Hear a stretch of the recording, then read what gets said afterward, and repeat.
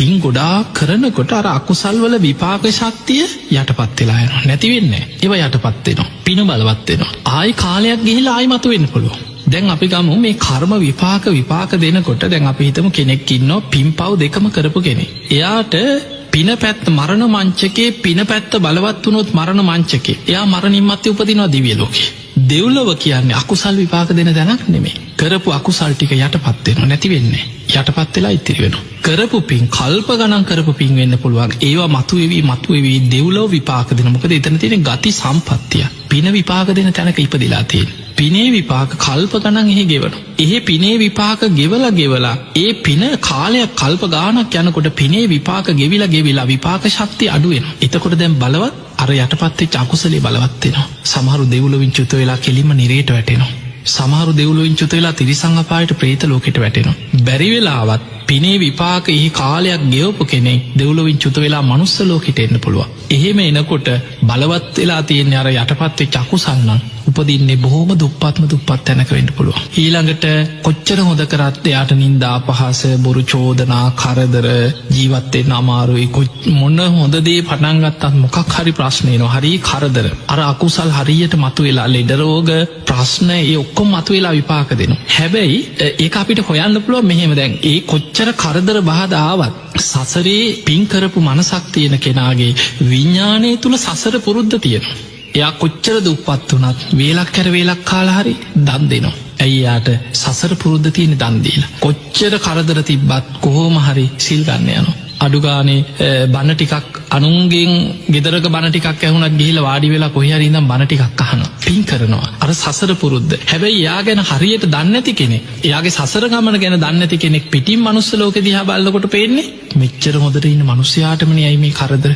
කෝ ඒවැ විපාක. හතර පොයිට සීල් ගන්න උපාසකම්මා දන් දෙනවා කාටවත් කරදරයක් නෑ. ඒ මිනිස්සයාටමයි මේ කරදර කියලා. එතකොට මිනිස්සුන්ගේ මනසට නිකන් ඇස් දෙකෙන් බලනකොට පේනවා පිනේ විපාක නෑ වගේ එකක්. පින් කරන මිනිහාටම කරදර වගේ එකක් පේනවා. පේන්නේ අර මනුස්ස ලෝකේ විපාක දෙන අකුසල් ටික පෙවුනට එයා පෙර විඳපු දේවල් සසරේ ඒවා ගෙවපු හැටි ඒවා පේන්නේ නෑ මිනිස්සුන්ට. ඊළඟට ඔය ගොඩක් මිනිස්සු වරද්ද ගන්න අනිත් පැත්ත තමයි අපි ගමු ඔය පින්පව් දෙකම කරන අය අතරින් අපි ගමු වැඩිපුර අකුසල් කරපු කෙනෙක් ගැන හිතමු. මේ අකුසල් කරපු කෙනා මරණ මංචකේ අකුසල් බලවත් වෙලා නිරේට වැටෙනවා. නිරේට වැටුණාට පස්සේ එයා කරපු පිනුත් తీරවා කියලා හිතන්න. නිරේ කියන්නේ පින විපාක දෙන්න තැනක් නෙමෙයි.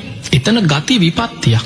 එතන තමන් කල්ප ගණන් කරපු අකුසල් මතුවේවි අකුසල විපාක ගෙවන තැන. ඒ මතුවෙච්ච අකුසලේ විතරක් නෙවෙයි තව සසරේ අකුසල් මතුවේවි අපායේ සමහරට අපි ගමු අපායේ කල්ප ගණන් අපායේ කියලා. ඒ අපායේ දුක් විඳ අපායෙන් අපායට වැටි යනකොට අර අකුසල විපාකවල විපාක ශක්තියත් ගෙවිලා අවසන් වෙනවා. ඒවා අඩු වේගෙන එනකොට කරපු පිනක් මතු වුණොත් ආයි සුගතියකට එනවා. දැන් අපි හිතමු එයා අපායේ කල්ප ගණන් දුක් විඳලා මනුස්ස ලෝකෙට ආවා කියලා පින මතු වෙලා. දැන් එයාගේ අකුසල් එහෙ ගොඩක් ගෙවලා තියෙන්නේ. එයා මනුස්ස ලෝකෙට එන්නේ පිනක් බලවත් වෙලා. උපදින්නෙම සමහරලාට බොහොම පොහොසත් තැනක. පෙනුමෙන් ගත්තත් රත්තරන් පාටයි. බොහොම පෞරුෂවත් බැබලෙනවා. තැනකට ගියාම මිනිස්සුන්ට නිකම්ම නැකිට වෙනවා. මිනිස්සු ගරු කරනවා. කීර්තිය ප්‍රසිද්ධිය ප්‍රශංසාව යාන වාහන සල්ලි මොන ව්‍යාපාරේ පටන් ගත්තත් බලාගෙන හිටියන් දියුණු වෙනවා. හැබැයි මේ පුද්ගලයාගේ විඥානේ සසර පුරුද්ද තියෙන්නේ කුසලයට නෙමෙයි. කල්ප ගණන් අපායි නම් ආපු කෙනෙක්. එතකොට එයාගේ පුරුද්ද තියෙන අකුසලයට. කොච්චර සල්ලි තිබ්බත් කාටවත් උදව්වක් උපකාරයක් කරන්න හිතෙන්නේ. දානයක් දෙන්න හිතෙන්නේ. පිනක් කරන්න හිතෙන්නේ. පටන් ගත්තොත් පටන් ගන්න මොනවා හරි දුරාචාර ව්‍යාපාරයක්. සල්ලාලකම්, දුස්සීලකම්, ඊළඟට නොයේක් අපරාධ. මේවා පිරිච්ච ජීවිතයක්. හැබැයි බැබලිලා ඉන්නවා. එතකොට අර මනුස්ස ලෝකේ තියෙන බැබලීමයි ඔය කරන දේවල් ටිකයි විතරක් ඇස් දෙකෙන් දකින මිනිස්සු යා දිහා බලලා හිතන්නේ බලාපල්ලකෝ මේ පව්කාරයට හරියනවනේ හොඳට. කෝ යාට ඒව විපාක.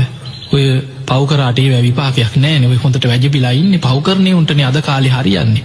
අන්න එහෙම හිතනවා. එහෙම හිතන්නේ ඇස් දෙකෙන් පේන ටික විතරක් බලලා. එයාට යාගේ සංසාර ගමන පේන්නේ. ඒ නිසා මේ ඇස් දෙකෙන් බලලා කර්මය ගැන, කර්ම විපාක ගැන නිගමන දෙන්න ගියොත් අපි පැටලෙනවා. අපි මිත්‍යා දෘෂ්ටි වලට වැටෙනවා. ඒ නිසායි බුදුරජාණන් වහන්සේ පෙන්නේ කර්ම විපාක අචින්ත්‍යයි. ඊළඟට ওই ප්‍රශ්නේ ඇහුවේ ගෙවල අවසන් කරන ක්‍රමය. කර්ම විපාක අවසන් කරන්න තියෙන්නේ එකම මාර්ගයයි. ඒ තමයි ආර්ය අෂ්ටාංගික මාර්ගය. ඒකට බුදුරජාණන් වහන්සේ පෙන්වුවේ කම්ම නිරෝධ ගාමිනී ප්‍රතිපදාව කියලා. අහෝසි කර්ම වෙන්නේ එතනින් විතරයි. ඒ කියන්නේ දැන් අපි ගමු අපි මේ ජීවිතේ කොහොම හරි වීරිය වඩලා සෝවාන් වුණා කියලා. සතර අපාය ගාමි යම්තා කර්ම තිබ්බද ඒ ඔක්කොම අහෝසි වෙනවා.